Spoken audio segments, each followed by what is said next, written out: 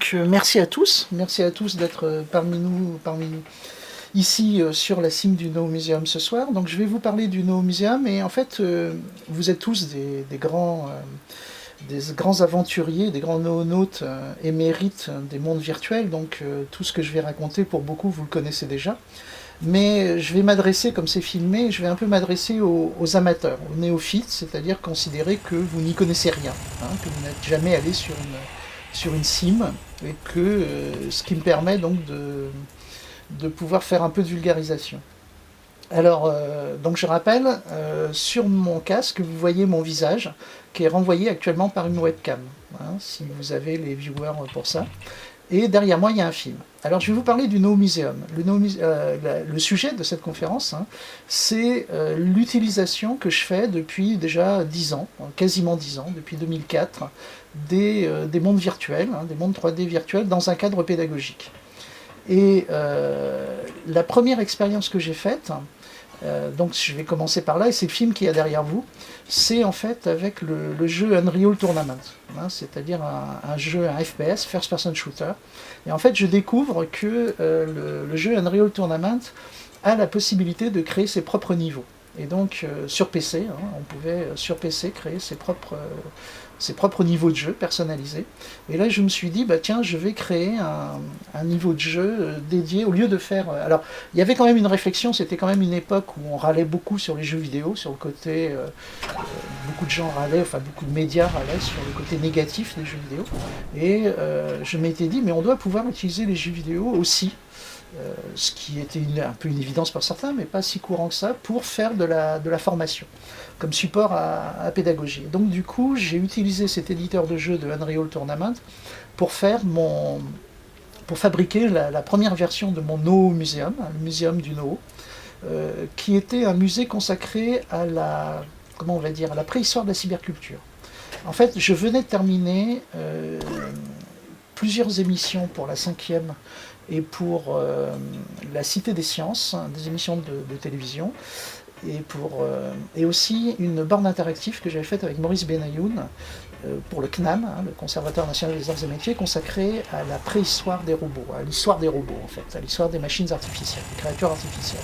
Et donc du coup j'avais accumulé énormément de connaissances et énormément de documents là-dessus, et j'ai découvert des choses fascinantes, dont l'histoire de la cybernétique. Et là je me suis dit, bah, je vais faire un musée qui raconte, à partir de tous les stocks d'images que j'avais, qui va raconter la préhistoire de la cybernétique, c'est-à-dire tout ce qui se passe avant que Norbert Wiener n'invente la cybernétique en 1948. Et là, je vais me prendre la tête pour bien comprendre comment ça fonctionne, et je vais commencer à créer différents niveaux par Unreal Tournament. Donc le film que vous avez derrière moi montre le premier No Museum, que je situe, alors qu'il y a un musée fictif, hein, je crée un univers de fiction, et c'est un musée qui est dans mon monde des récifs. Alors c'est aussi amusant, c'est que le monde des récifs, c'est un monde de rochers qui dérive dans les airs, dans une brume luminescente faite de nanorobots. Et c'est un vieux, c'est un vieil archétype que je manipule depuis des années, depuis 79, et qu'on va retrouver comme archétype récemment dans le film Avatar. Et donc ce No Museum est un musée abandonné, donc c'est une fiction, un musée abandonné dans un monde virtuel qui est dédié et consacré à la préhistoire, donc à l'histoire d'une civilisation, la nôtre en l'autre, et à la préhistoire de la cybernétique. Et je vais fabriquer ce niveau-là. Et là, il va se passer plein de choses intéressantes. C'est-à-dire que j'ai donc un niveau de jeu d'Unreal qui permet que je peux utiliser comme support à pédagogie. Et donc là, on va se déplacer. On va essayer de se déplacer sans trop exploser, en espérant qu'on arrive à bouger. Et on va aller voir les panneaux qui sont en dessous. En fait, il faut qu'on descende. Et je nous ai pas simplifié la vie, parce que j'ai pas mis d'escalier.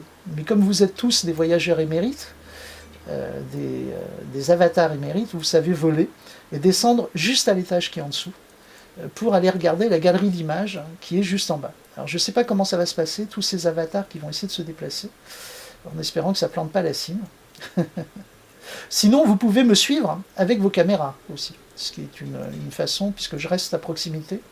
Hein, si vous me suivez avec vos caméras, vous verrez un peu tout ce que je propose. Et voilà. Et là, je vais juste à l'étage en dessous, donc, où j'ai mis quelques panneaux. Alors bien évidemment, ce que je suis en train de faire actuellement, je suis en train de reproduire un vieux truc qui est la technique de l'ars memorativa. Mais on va rentrer dans les détails de l'ars memorativa après. Mais vous remarquez donc que je fais un déplacement. Alors là, le déplacement est un peu laborieux parce que nous sommes très nombreux et qu'il y a donc du lag, ce qu'on appelle du lag, c'est-à-dire des ralentissements de déplacement d'avatar, mais c'est déjà pas mal, ça marche bien. Et donc là, je suis donc à l'étage en dessous de cette barge du No Museum, qui est suspendue par des rochers volants qu'on chauffe. C'est-à-dire dans les récifs, il y a trois pôles, cyan, pourpre et vert. Et c'est les rochers qui viennent de ces pôles-là, quand on les chauffe, ont tendance à retourner vers les pôles. Donc c'est le système de transport dans les récifs, et donc vous voyez que toutes les structures ici sont suspendues, sont portées par des rochers, chauffés. Bon, ça c'était une aparté. Donc là, vous avez la première présentation du No Museum, pas la première d'ailleurs, il y en a déjà eu avant, mais une des plus importantes qui est au Festival des Utopiales en 2008. Donc je vous rappelle, le No Museum, je l'ai créé en 2004, c'est avec Unreal Tournament. Et un moment de consécration du No Museum, c'est que le Festival des Utopiales m'invite, qui est le plus grand festival de science-fiction en France, m'invite et me donne, alors vous les voyez là, j'ai 3 stands et j'ai 3 postes informatiques installés où les gens peuvent visiter le No Museum dans Second Life. Pas dans Second Life, pardon, dans Unreal Tournament. Ils sont connectés en réseau, c'est un FPS. Et là, beaucoup de jeunes vont se balader dans le musée. Et moi, je me sers, à cette époque-là, je me sers du dispositif pour faire mes conférences. Et là, il va se passer des choses très très très intéressantes que j'ai illustrées dans ces images, parce que bon, j'ai fait des photos, mais évidemment, il ne reste que ces photos. Donc il y avait une foule assez importante. Et sur les postes latéraux, il y avait des jeunes en train de jouer qui s'étaient installés là sans vraiment se poser la question de savoir. Ils ont vu ce qui ressemblait à un jeu vidéo et donc se sont installés. Et moi, sur la droite, je suis en train de faire une conférence, comme je suis en train de faire actuellement, dans le No Museum. Et la chose qui est très drôle, c'est qu'à un moment, je les croise. Je croise leurs avatars, en fait, leurs personnages, dans le décor, et ils me tirent dessus. Donc à ce moment-là, je hurle dans la salle, je dis arrêtez, ne me tirez pas dessus, là, je suis en train de faire une conférence. Et là, les petits jeunes me regardent. Alors, je dis les petits jeunes, mais ils avaient facilement 19-20 ans. Ils étaient habillés punk, avec des treillis militaires. Puis ils me regardent. Puis je vois le plus proche de moi, regarde à nouveau le monde, me regarde les images qu'il y a autour de lui. Il dit mais je comprends pas, là, ce qu'on voit autour, c'est ce qu'il y a dans le jeu. Alors là, je lui dis, oui, c'est un jeu, mais c'est aussi un dispositif pédagogique où j'explique l'histoire de la cybernétique. Et là, le jeune homme me dit, ah mais c'est génial ça, c'est génial. Alors, je reviens demain avec mes potes et tu nous fais une visite. Alors je dis oui sans y croire. Mais le lendemain, ils reviennent avec 4 potes à lui, pareil, punk, treillis militaire, et ils veulent visiter le No Museum, justement, la préhistoire de la cyberculture. Donc je leur fais la totalité du voyage à l'époque, qui prend bien 2 heures. Et là, il y en a un qui va dire un truc que je retiens, qui est vachement important. Il va me dire, mais c'est la première fois que je joue à un jeu vidéo intelligent. Et j'ai aimé cette remarque qui était de l'humour, qui était sympathique de sa part, mais c'était tout d'un coup la consécration de la démarche. C'est-à-dire que quelque part, en disant ça, il me confirmait qu'il y avait moyen en fait, de charger les jeux vidéo d'une dimension culturelle assez intense, assez dense, comment on va dire, comme support à conférence. Alors sur les autres images, vous voyez, il y a d'autres utilisations ici du No Museum. Alors ce qui est très important, que je dis simple, c'est que la façon dont j'utilise le No Museum à des fins pédagogiques, c'est une assistance au prof. Ce qui est très important avec ces technologies-là, c'est que souvent, on va essayer de s'embarquer dans un développement extrêmement laborieux, extrêmement lourd, qui est d'essayer de remplacer l'enseignant, de remplacer le prof. Et là, il faut des intelligences quasi artificielles, ou en tout cas des programmes extrêmement développés. Là, le but n'est pas de remplacer l'enseignant. Il faut qu'il y ait un médiateur, impérativement, c'est-à-dire quelqu'un qui vient commenter, c'est une sorte de support à conférence, donc comme je le dis depuis tout à l'heure, et il faut impérativement que l'enseignant soit présent pour accompagner. Et alors là, donc j'ai mis quelques images, vous avez des présentations du No Museum. Là, c'était à la Nuit Blanche, où j'ai présenté le No Museum dans Second Life, Nuit Blanche à Paris, il y a quelques années, autour de 2008. Là, vous avez une autre image ici, c'est le No Museum, alors présenté dans le cadre des cours de l'ENSAM, l'école du CNAM, l'école d'ingénieurs du CNAM.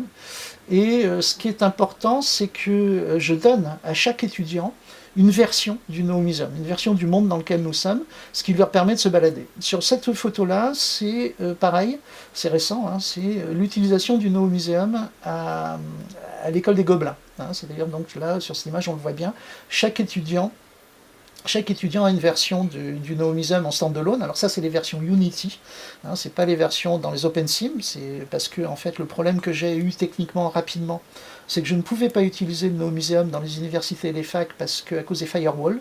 Le No Museum, je veux dire, dans Second Life et dans les OpenSim.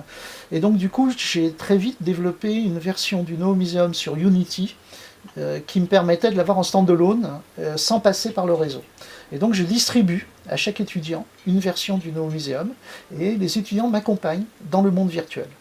Hein. Voilà, sur OpenSim on pourrait les mettre en standalone aussi, tout à fait, mais bon je ne l'ai pas encore fait, hein. Donc les premières versions, effectivement Tao, tu as raison, c'est-à-dire qu'on peut mettre le... Mais ça, je vais y revenir après. Là je fais une présentation rapide du contexte. Hein. Mais donc, là, les images que vous voyez, c'est le No Museum sur Unity, en standalone, et sur Unreal Tournament. Hein. Donc le No Museum est un musée hypermédia, c'est-à-dire c'est un dispositif qui se balade sur différents médias. Alors là, cette autre photo, c'était une des plus belles présentations du No Museum, c'est à l'ESAT, hein, ça a eu lieu 2 fois, il y avait plus de 300 personnes dans la salle, et d'ailleurs il y avait Lorenzo Soccavo à la dernière, qui est en image là-dessus. Lorenzo Soccavo, que je remercie d'ailleurs de m'avoir invité à la Franco-Grid, hein, sur les OpenSim, à travers les conférences donc de métalecture, hein, c'est en m'invitant à ce cycle de conférences auquel je participe maintenant, que j'ai découvert l'OpenSim et la Franco-Grid.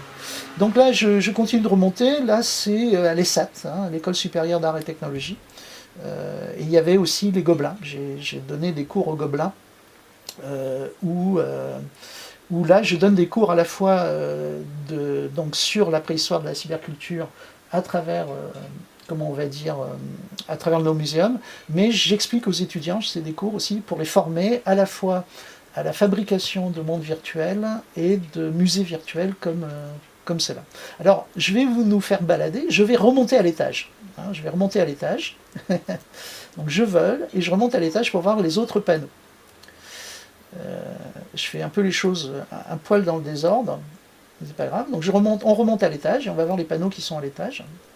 Voilà. Et donc le principe de fonctionnement du No Museum, c'est ça, c'est aussi bête que ça. Alors on va se diriger vers là, tiens, vous êtes tous là, voilà, et je m'arrête là. Voilà, je m'arrête juste à ce panneau, c'est juste un retour dans le temps, normalement j'aurais dû avancer de façon chronologique. Et donc là c'est important parce que ce que vous voyez, c'est là où nous sommes, la barge sur laquelle nous sommes, c'était la première version du No Museum dans Second Life, qui a été présenté à la bibliothèque francophone, donc Kulo Menges est là, hein. J'avais été invité par Hugo Biboine, Zemir et Kulo Menges, qui avec Mariaka Nikishi et Tourny Coton et la bibliothèque francophone sont on va dire, des repères importants de l'histoire des mondes virtuels francophones. Et la bibliothèque francophone organisait des conférences, comme on est en train de le faire actuellement, mais sur Second Life. Et en fait, donc le 27 juin 2008, j'ai construit les prémices de la barge sur laquelle nous sommes, hein, sur laquelle, vous voyez, il y a des photos de cette balade dans le No Museum sur Second Life, avec des avatars.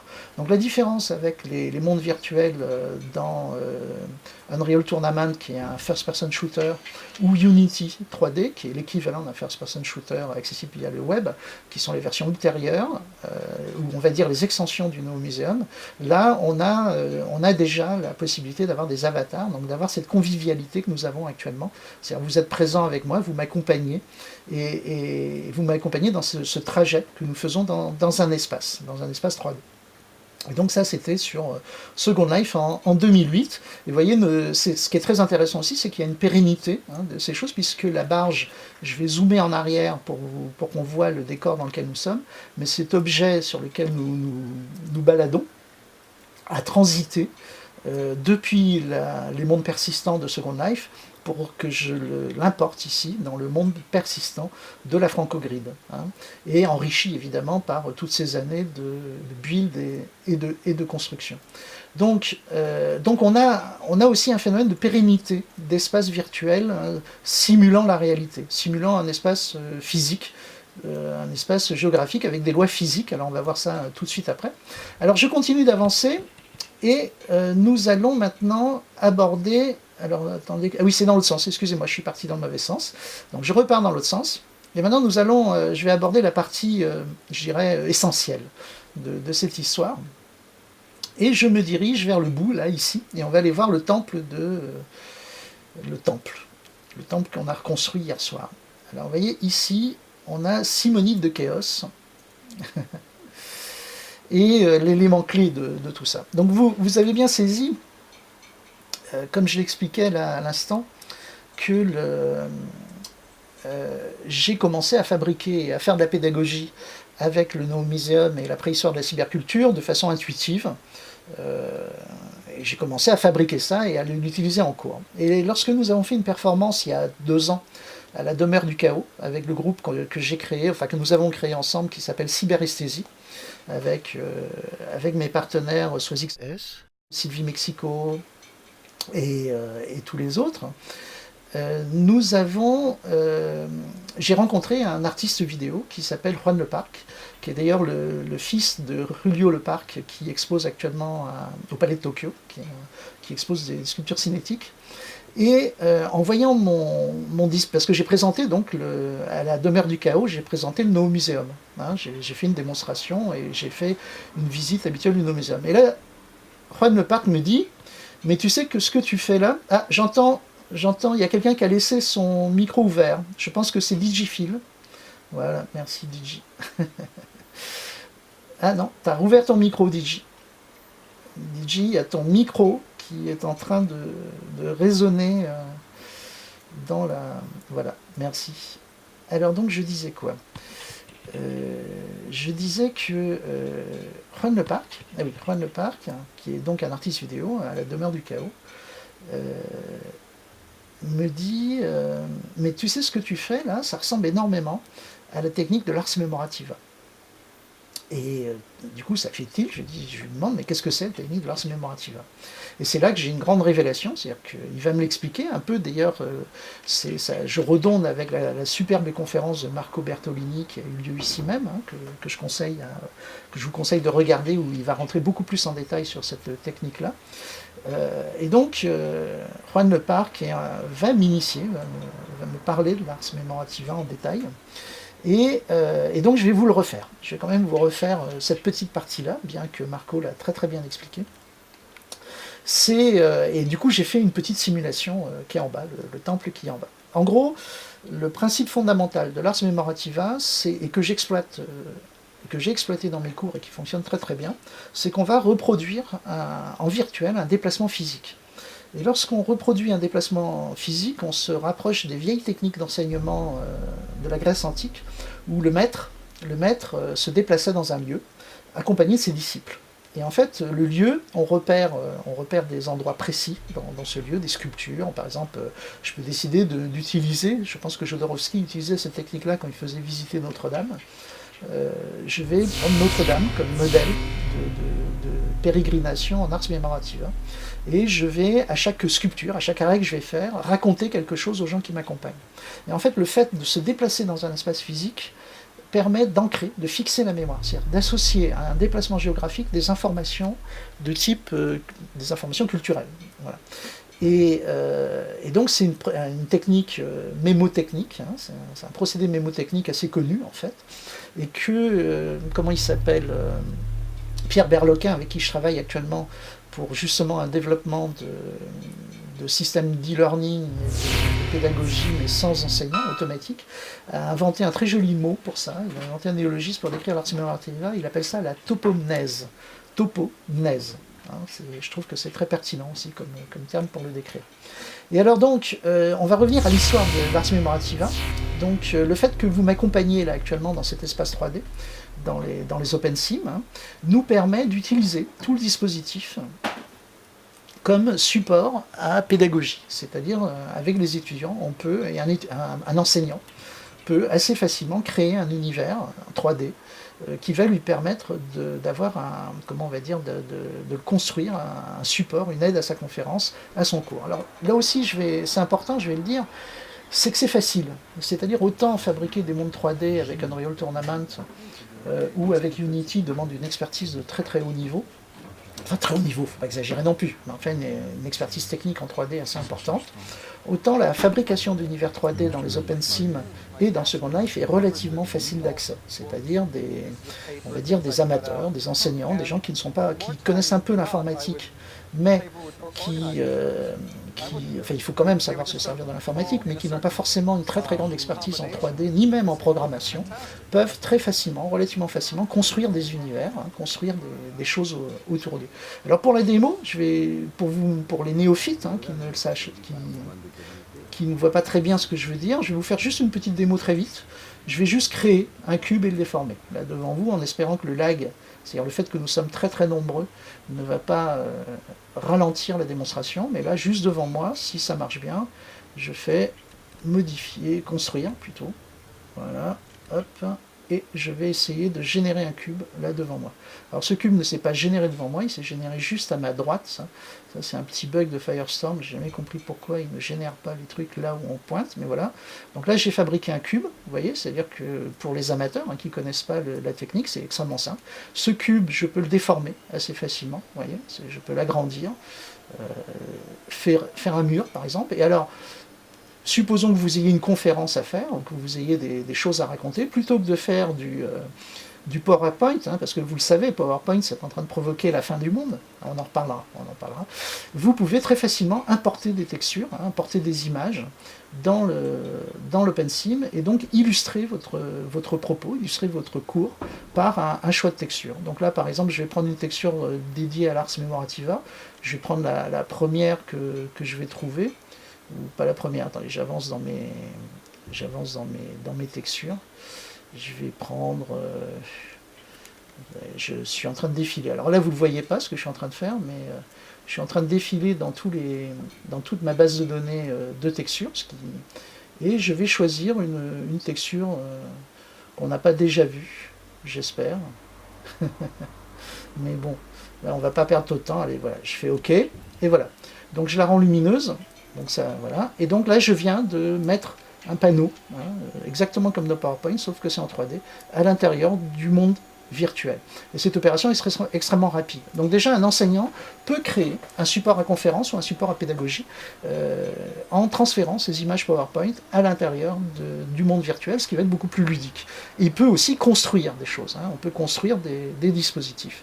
Donc c'est le futur, c'est évident que c'est le futur, c'est-à-dire que là pour l'instant c'est encore prototype expérimental avec des pionniers, nous sommes une réunion de pionniers, là j'aurais tendance à dire, tous ici dans la Franco-Grid, avec que des VIP, qui depuis des années pratiquement pratiquent ces techniques de la modélisation 3D dans le monde virtuel.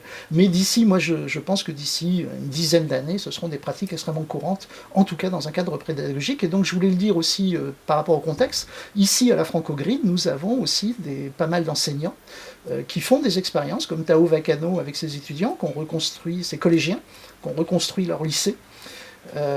On a aussi Praline Barjowski, qui depuis Dakar, donc qui est parmi nous depuis Dakar, si elle est, à moins qu'elle soit toujours à Paris, mais qui avec ses étudiants, ses élèves aussi, est en train de travailler dans les mondes virtuels et de faire de la pédagogie assistée, donc ou augmentée, j'aurais tendance à dire, grâce au monde virtuel. Alors maintenant on va descendre et on va faire une petite sketch, une petite scène d'histoire. Je vais vous raconter d'où est née la légende qui préside à l'Ars Memorativa. Donc là, on va descendre dans le temple. Alors voilà, c'est un temple qui m'a pris pas mal de temps à reconstruire, donc suivez-moi si vous pouvez. Bon, c'est assez agréable parce que c'est fluide, là on se déplace assez bien. Et donc c'est le temple du Parthénon qui a été reconstitué par un... Ah, excusez-moi, je suis parti du mauvais côté, l'erreur, parce que ce côté-là c'est un cul-de-sac. Donc on va partir, l'entrée du temple est de l'autre côté, c'est le Parthénon, c'est une reconstitution du Parthénon, qui a été faite par un internaute, un avatar, dont malheureusement, et qui a mis en libre, il l'a mis en libre, et que Tao Vacano, donc ici présent, m'a filé. Et avec l'aide de Digifil, on a fait des scripts pour faire l'opération qu'on va opérer là. Et malheureusement, Tao m'a dit le nom du créateur de ce temple, mais je ne l'ai pas noté. Alors, oui, il est un peu inondé. J'ai créé un Parthénon un peu inondé, un peu sous l'eau, c'est sûr. Et voilà, nous sommes donc dans la salle principale du Parthénon. Et là, je m'aperçois d'ailleurs que quand je l'ai reconstruit, là, j'ai collé un peu les lampes. Alors, ça va faire un peu de pédagogie. Là, vous ne voyez pas ce que je fais, mais bon, ma capture machinima, c'est-à-dire ma capture vidéo, est en train d'enregistrer l'opération. Je vais juste décoller les lampes, voilà, pour éclairer un peu mieux le... C'est une des qualités des mondes virtuels. Une fois qu'ils sont construits, modélisés, on peut changer les éclairages, modifier l'organisation. Alors cette construction dans laquelle nous sommes va me permettre d'illustrer une partie de l'histoire de l'Ars Memorativa. Je n'ai pas réussi à remonter toutes les sources, en particulier les sources de la légende qui préexistent au poème de Jean de La Fontaine, Simonide préservé par les dieux, qui présente d'ailleurs quelques variantes par rapport aux autres légendes rapportées. Alors, Simonide de Chéos, ou Chéa qui était une île, est un poète grec qui est sollicité par un athlète qui lui demande de rédiger un poème vantant ses mérites et sa gloire. Simonide rédige donc un poème dédié à l'athlète, dont on a perdu le nom, je crois, mais la moitié de son texte est aussi dédiée aux deux personnages divins, Castor et Pollux. Alors l'athlète dit à Simonide, comme la moitié de ton poème est dédié à Castor et Pollux, je ne te paie que la moitié du poème. Tu demanderas à Castor et Pollux de te payer l'autre moitié. Alors malgré tout, l'athlète invite Simonide à venir manger dans son palais avec ses invités. Donc nous sommes actuellement dans une reconstitution du palais de l'athlète qui a été mise en licence Creative Commons sur internet par Ignoman et que j'ai un peu adapté, que Tao Vacano m'a filé justement. Alors je ne pense pas que cet athlète avait un palais aussi grand que le Parthénon bien sûr, mais c'est surtout une illustration de comment on peut utiliser les mondes virtuels et les dispositifs dans un cadre pédagogique afin de créer des sortes de repères mémoriels. Alors nous sommes donc dans cette reconstitution fantasmatique du palais de l'athlète et ce soir-là, de 400 avant notre ère, Simonide fait le tour des tables en déclamant sa poésie à chaque convive. Un peu comme moi, je suis en train de vous raconter des histoires, comme ce précurseur des noénautes qui était Simonide. Soudain, un serviteur arrive en courant et lui dit « Venez, venez, il y a deux jeunes gens qui vous attendent dehors. » Alors Simonide sort du palais, et dehors, il rencontre Castor et Pollux, qui l'avertissent de ne pas retourner dans le palais, qui va s'effondrer. Alors dans le poème, Jean de La Fontaine, magnanime, fait que les convives sont juste estropiés par l'effondrement. Il ne tue pas tout le monde. Effondrement d'ailleurs que je vais simuler maintenant. Alors normalement si je tape /2 dans le chat, ça va activer la fonction de rendre les objets physiques. C'est-à-dire qu'ils vont réagir à la pesanteur, ce qui devrait provoquer l'effondrement. Ça ne marche pas, c'est un grand classique. Je vais donc appliquer une autre procédure et rendre les objets physiques par sélection manuelle. Voilà. Donc je viens de rendre la maison physique. Et voilà, elle est en train de s'effondrer. Nous sommes en train de simuler l'histoire de Simonide de Chéos, quelques siècles plus tard dans les mondes virtuels et dans le cyberespace. Alors, vous me direz quel rapport avec l'Ars Memorativa ? Eh bien, dans une autre version de cette légende, plus gore que le poème de Jean de La Fontaine, tous les convives sont morts, écrasés par la chute du toit. Et lorsque les secours vont soulever les décombres révélant les corps méconnaissables, on va demander à Simonide de les identifier. Et c'est en s'en rappelant le parcours effectué auprès des convives et les poèmes déclamés à chacun que Simonide a pu se remémorer leurs identités. C'est ainsi que l'Ars Memorativa serait né, selon certaines légendes. Voilà. Alors, Tao me dit qu'il faut que je dilate les primes, absolument. On va essayer de les dilater, mais ça marche plus ou moins bien. C'est-à-dire que, évidemment, donc pour la pédagogie, donc vous avez compris, l'histoire de Simonide de Chéos et l'histoire de l'Ars Memorativa. Alors pour la pédagogie, quand même, là, j'ai poussé un peu. C'est-à-dire qu'on a quand même des centaines, on a 500 primes, 500 objets ici, que j'ai rendus physiques. Et donc c'est en train de mettre très très fortement le serveur à contribution, c'est-à-dire les ordinateurs, l'électronique et l'informatique, là, actuellement, est en train de calculer à la fois toutes les détections de collision, le poids des objets et tous les avatars. Donc il y a un côté un peu performance de ma part, très nettement, à faire une chose pareille. Mais c'est assez sympa. C'est assez sympa, ça marche bien, je trouve. Et là maintenant, alors je vais devoir dire dans le chat, hein, c'est-à-dire je vais donner un ordre pour faire disparaître les prims, hein, disparaître tous ces volumes, de façon à ce que nous ne laguions pas trop pour la suite. Mais en fait, nous arrivons à la fin, hein, puisque je voulais terminer un peu en apothéose, et nous arrivons un peu à la fin de cette démonstration. Donc la suite, c'est que je vais dire dans le chat un ordre.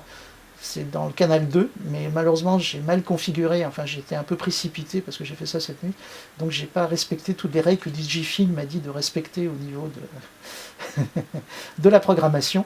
Ah oui, l'autre chose importante pendant que j'y suis, c'est de dire que j'ai bénéficié de l'aide, hein, de la logistique de la Franco-Grid ici, et de l'ensemble des créateurs comme Chirimanga, Digifilm, Tao Vakano, Jenny Biwiz, et j'oublie, excusez-moi si j'oublie tous les autres, c'est-à-dire qu'en fait il y a une collaboration, c'est-à-dire si vous êtes un enseignant, si vous êtes un chercheur, que vous avez besoin de créer un monde comme ça, vous pouvez bénéficier d'une sorte de convergence de travail, de convergence d'intérêt et de collaboration pour développer vos projets, développer vos environnements. Et donc hier j'ai bénéficié de l'aide en particulier de Tao Vakano et de Digifilm pour le développement de cet espace-là.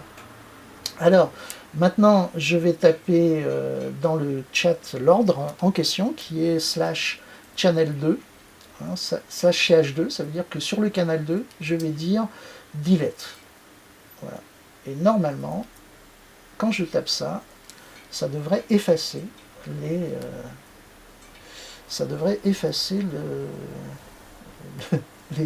les prims.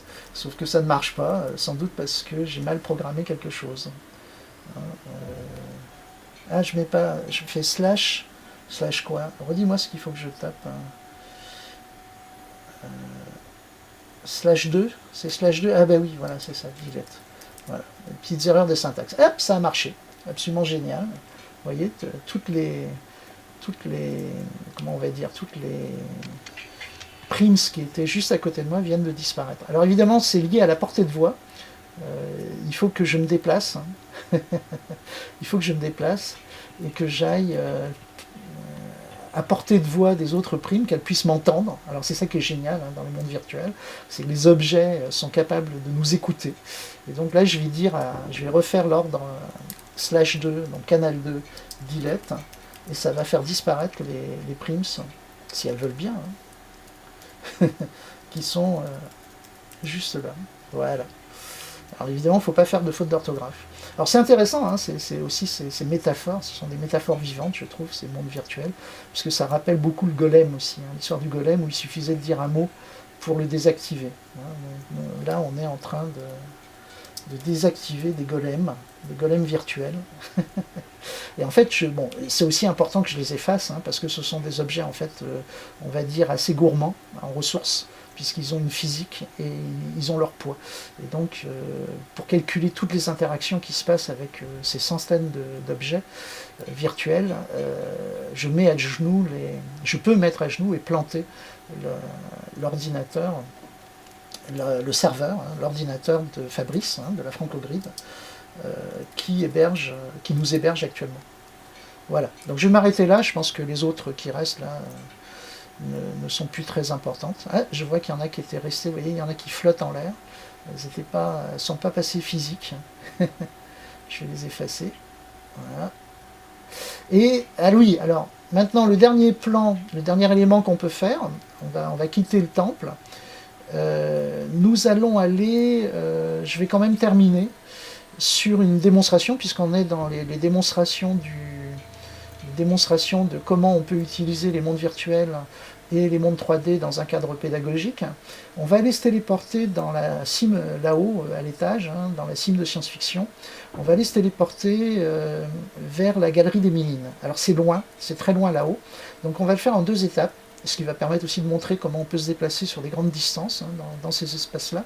Je vais d'abord me rendre, vous voyez la galerie qui est là-bas, il y a un téléporteur pour retourner sur la sim de science-fiction, ici. Vous voyez là-bas, sur cette galerie. Donc nous allons nous rendre là-bas en volant, parce que c'est le plus simple. Comme vous êtes tous expérimentés, ça doit être facile. Suivez-moi. Hop.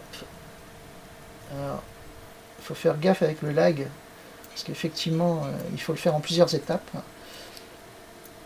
1, 2. Ouais.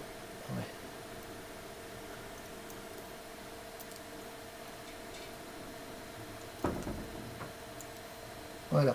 Donc ici, nous sommes dans la galerie de Traverse, livre voyageur, qui est l'expérience de Karen Guillorel, mais on ne va pas s'attarder donc sur la galerie de Traverse, qui vient de Second Life, d'ailleurs, qui est aussi un vieil objet qui a existé depuis 2007 sur Second Life. Et là, si vous cliquez sur le téléporteur, donc là, en face de moi, il y a un téléporteur, et ce téléporteur va nous permettre d'atteindre déjà le premier niveau du dôme du festival. Et là, de ce premier niveau, alors je vous le dis tout de suite, on va cliquer sur le téléporteur qui nous amène dans la galerie d'Alain Brion, qui est au sommet du dôme du festival de science-fiction. Donc je clique et j'y vais, et on se retrouve là-haut. Hop. Voilà, donc moi je suis parti. Alors je suis redescendu parmi vous, donc je rappelle, on va monter à l'étage, et à rejoindre la galerie des Ménines qui est un tout petit peu plus haut. Donc voilà, Fabrice, suis-moi, je vois que tu es là, donc on va descendre, je suis allé chercher encore ceux qui avaient derrière, et on va vers la galerie des Ménines, vous voyez, qui est la galerie qui est juste en bas là, on la voit un peu plus loin, puisque je ne te vois pas. Hop.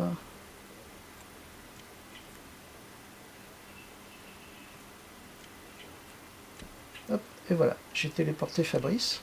Donc là, nous sommes dans une... je vais terminer la conférence là-dessus.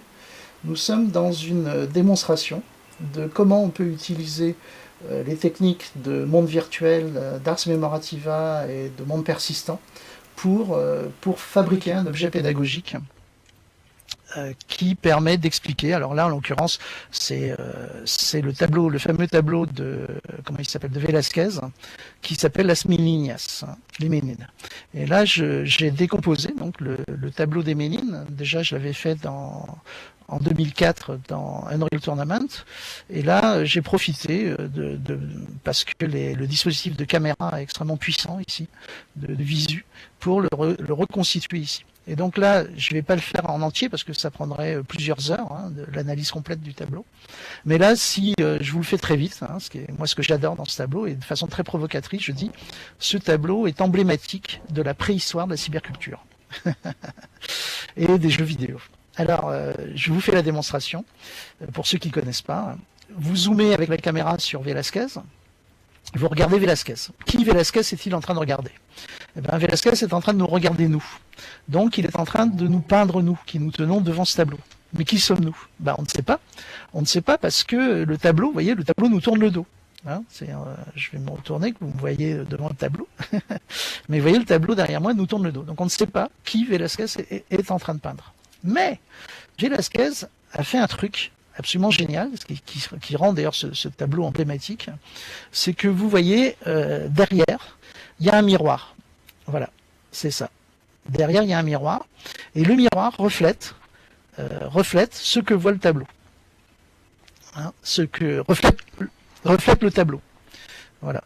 Et donc, et que voit-on sur le tableau? Eh ben, on voit le roi et la reine d'Espagne. Donc, ce que peint Velázquez, c'est le roi de la reine d'Espagne, et c'est nous qui nous tenons devant le tableau. Donc nous sommes, à chaque fois que vous vous tenez devant ce tableau, soit au Prado à Madrid, dans le musée du Prado à Madrid, soit ici, dans les mondes virtuels, vous êtes les avatars, nous sommes les avatars du roi et de la reine d'Espagne. Une autre chose emblématique des mondes persistants et des univers 3D, c'est que ce sont aussi des outils d'investigation.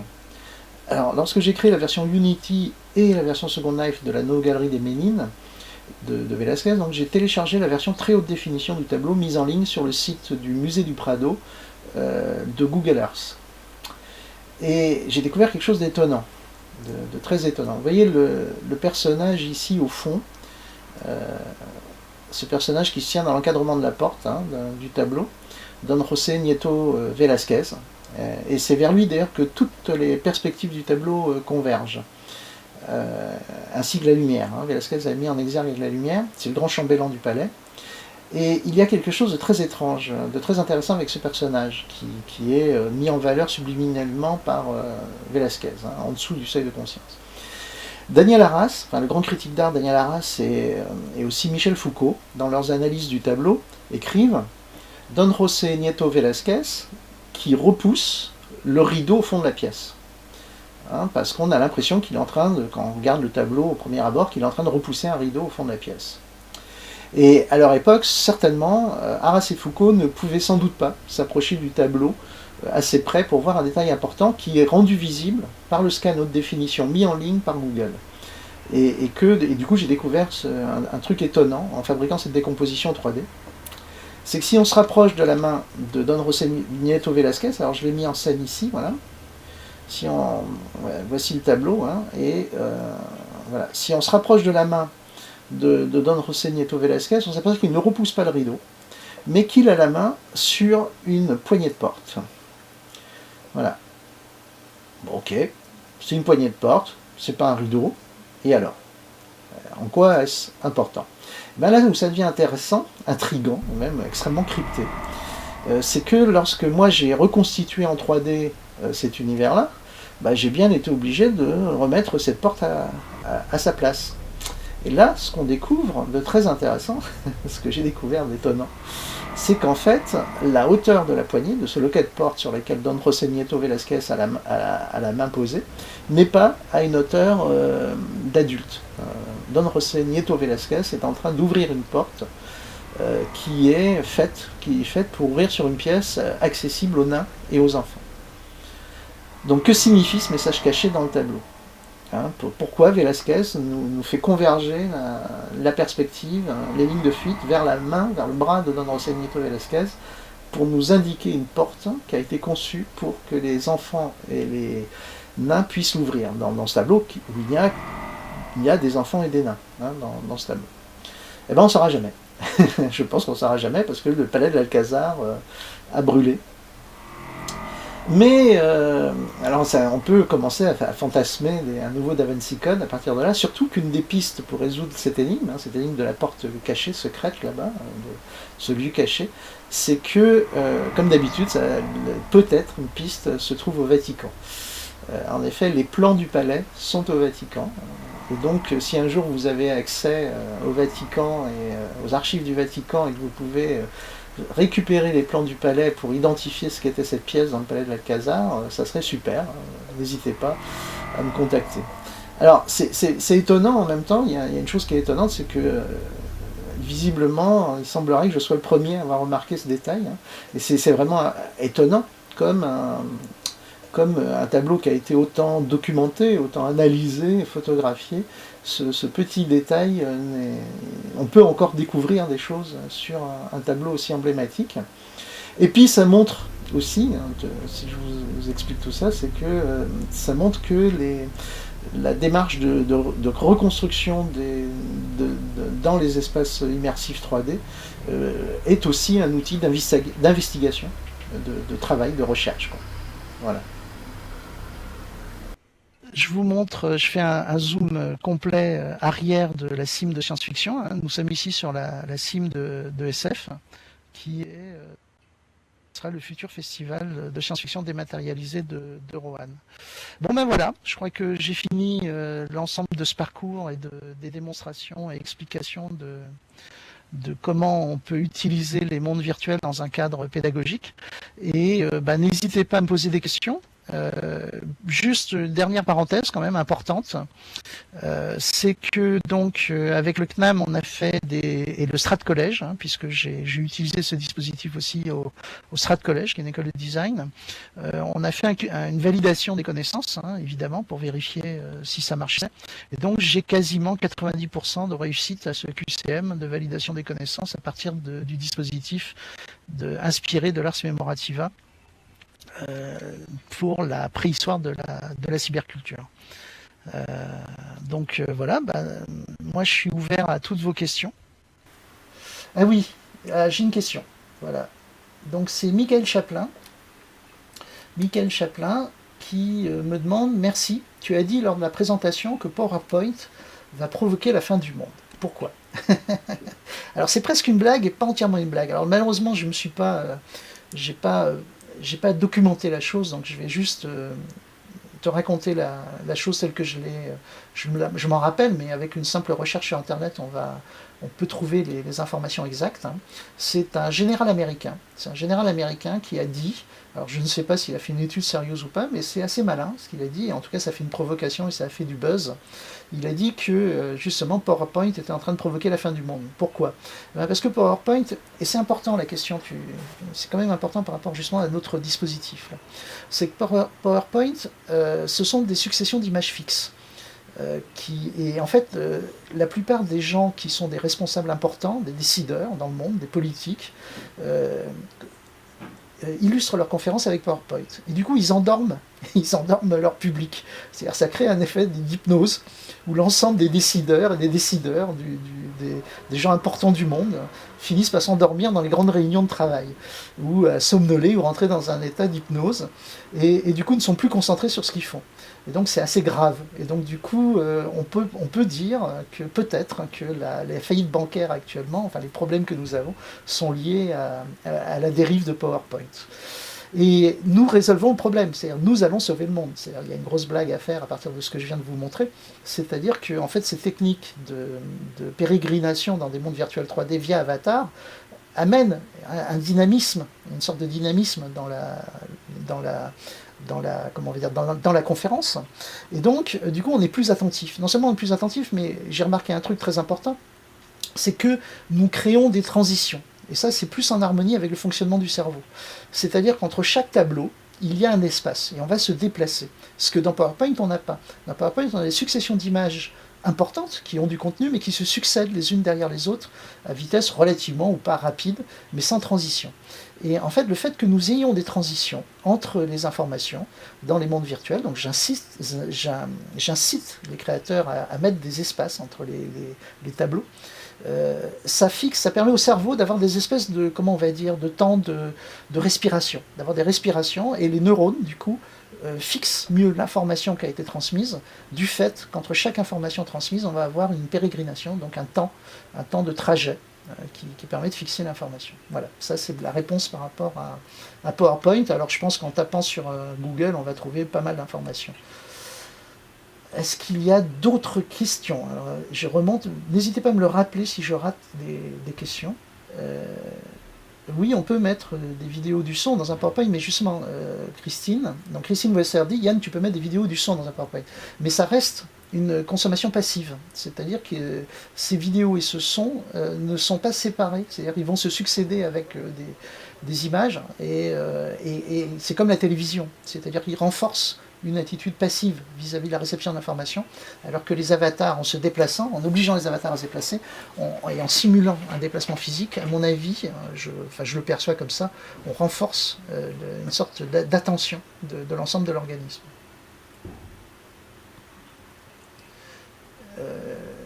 Voilà. L'autre chose importante, j'ai oublié de le dire aussi, c'est que l'avantage de faire de la pédagogie comme ça, c'est que par rapport à l'Antiquité, par rapport aux maîtres de l'Antiquité, c'est que je rajoute la possibilité la possibilité d'ubiquité. C'est-à-dire, moi je l'ai vu avec mes étudiants, très concrètement, je leur donne le monde virtuel, donc déjà je capte leur attention, parce que ceux qui en s'enseignent ont l'habitude maintenant, la plupart des étudiants d'école supérieure sont derrière leur écran et jouent à des jeux vidéo ou font du Facebook pendant que vous êtes en train de donner cours. Et en fait là, en leur donnant un monde virtuel à explorer, on les capte. On les capte par l'outil qu'ils utilisent. Et puis l'autre chose, c'est que pendant qu'ils m'écoutent en train de me balader, eux continuent à se balader. C'est-à-dire, ils continuent d'explorer le monde. Ils se baladent dans le monde de leur côté. Donc du coup, ils peuvent à la fois m'écouter, écouter le cours, et à la fois explorer le monde. Et ça renforce, pareil, la perception de l'espace, et ça renforce la compréhension et la fixation de la mémoire et des informations transmises. Voilà, bon je vois que j'ai pas d'autres... Les brebis égarées viennent d'arriver, mais alors ça c'est le défaut effectivement, j'ai un peu perdu tout le monde là. Alors oui, je m'excuse, normalement tout ce trajet était localisé de façon moins disparate, mais le plantage du serveur sur lequel était l'installation d'origine a fait que j'ai improvisé là, en utilisant la sim de science-fiction qui est particulièrement performante. Mais où les objets étaient éparpillés. Je pense qu'on peut dire, en tout cas à Fabrice, de couper. Merci Vincent aussi, hein. Merci Vincent d'avoir été là. Et Vincent Vignereau. Hein. Ah, je peux parler des projets qui viennent. Oh bah il y en a tellement. Hein. Il y en a tellement que je renverrai plutôt à la Francogrid, hein, à tout le planning de la Francogrid avec tous les invités, toutes les conférences passionnantes qui ont lieu maintenant dans les mondes virtuels. Et il ne faut pas me relancer parce que je peux partir pour raconter des trucs encore pendant 2 heures. Voilà. Et en tout cas, c'était un vrai plaisir de vous avoir là et en fait, finalement, d'avoir réussi à faire cette conférence en entier. Dans cette merveilleuse, qui se termine dans cette merveilleuse sim de science-fiction, sur laquelle d'ailleurs nous sommes sur une sim à laquelle ont contribué Chéri Manga, Jenny Biwiz, Mathieu Valrette, Christine Webser pour Environnement Sonore.